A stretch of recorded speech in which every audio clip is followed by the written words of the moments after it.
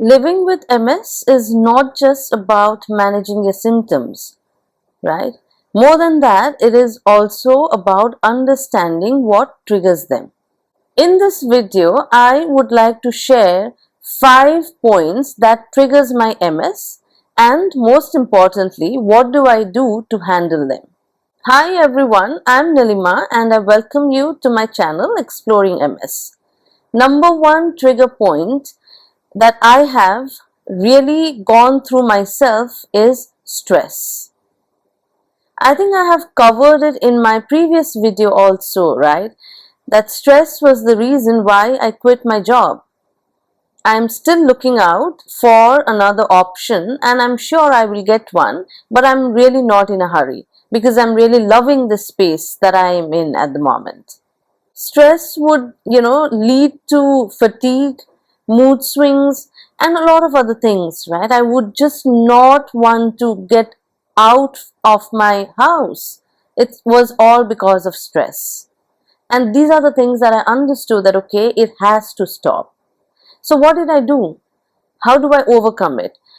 I like journaling. So at times when I feel so stressful and I don't have a way out, I don't have anyone to talk to, I just journal.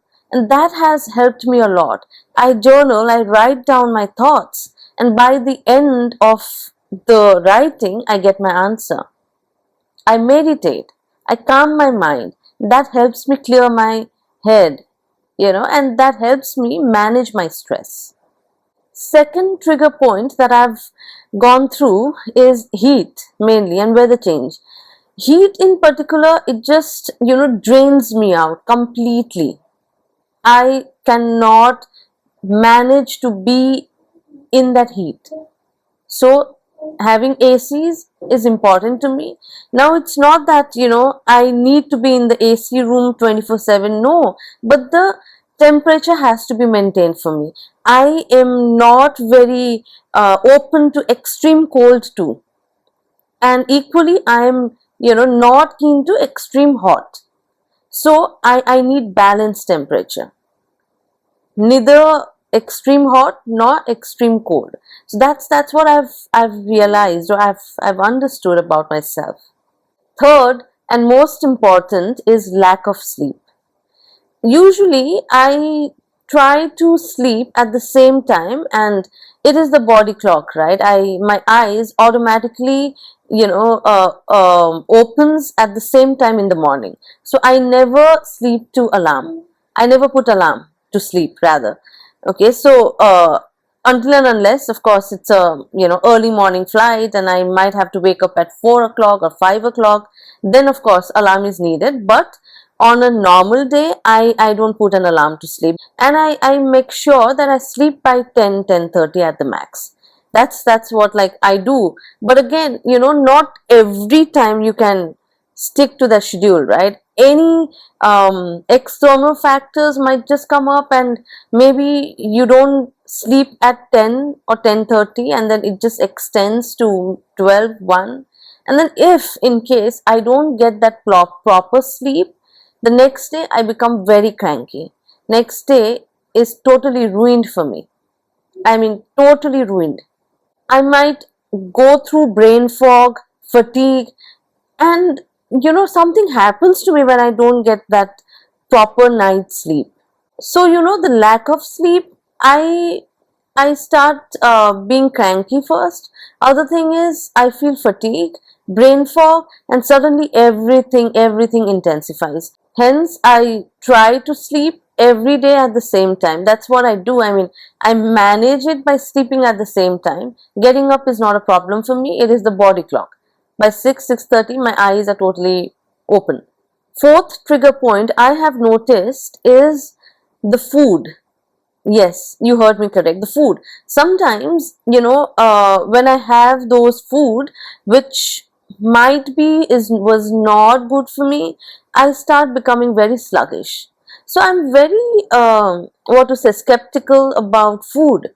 I just stick to the food that I'm aware of, the food that I know that whatever I'm eating is good for me. I used to be the kind of a person who ordered food every day.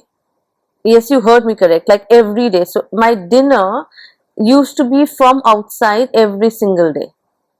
And sometimes I'll end up ordering something which maybe was not the right choice, and then I would feel that the stomach is bloated and I feel sluggish, and something is, I used to feel in myself, that something is wrong. So I stopped ordering from outside. I tried. So initially I tried for a week, and then it, extended to 10 days. And then I realized from the time I had stick to the home cooked food, things started becoming better. I stick to the food that I was aware of, more balanced diet to be honest, and I felt that helped me a lot. Fifth and the last trigger point for me is exertion, or let's say overexertion. Basic example is, I am a gym person, right? So every day in the morning, as I said, I wake up by around 6:30, and by 7:15 to 7:30 I am at the gym. And sometimes I overexert. I try to do everything. I try to like do weights, and it is so heavy for me at times. I'm at the gym for like about 1 to 1.5 hours, and then when I come back home, I'm already exhausted. I feel sleepy, and all I do is rest. As in, I don't sleep in my bed, because the moment I get up in the morning, I only go to my bed to sleep at night. But the rest of the day, if I'm sleeping, it is in my couch. So that's what I do, right? And I realize overexertion is extremely, extremely harmful. It, it aggravates fatigue, and as well as brain fog. Sometimes when I overexert, okay, I feel there's a huge dark cloud which has clouded my brain, and I'm just not able to think at all. And all I do is lie down and sleep. That's what overexertion does to me. So those are the 5 points that triggers my MS. What about you? What triggers your MS? Don't forget to post it in the comments below.